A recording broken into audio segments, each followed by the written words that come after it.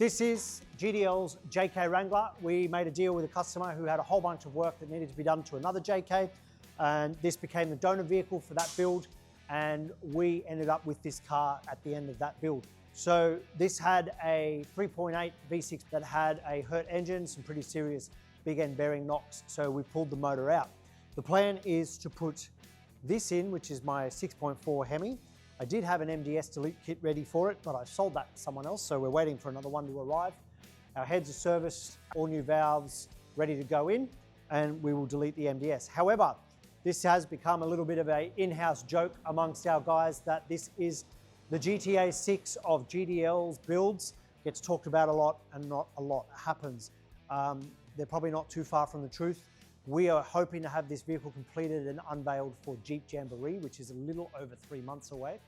We are now staring down the barrel of that being probably a little bit unrealistic, given that we're doing it on the side with all the paint work happening at the same time. So if needed, we do have a Wrecker 3.8 ready to go. So look, no matter what, this vehicle will be at Jeep Jamboree. The question mark will be around, will it be a 3.8 V6 at that event, or will we have the HEMI conversion done, have it complied and registered and all legal by then? We'll see.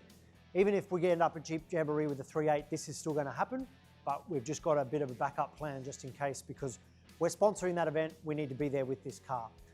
As part of this build, we've got a whole bunch of cool stuff from Uniden that have helped us out, come to the party, given us some stuff that we can showcase and feature in this build.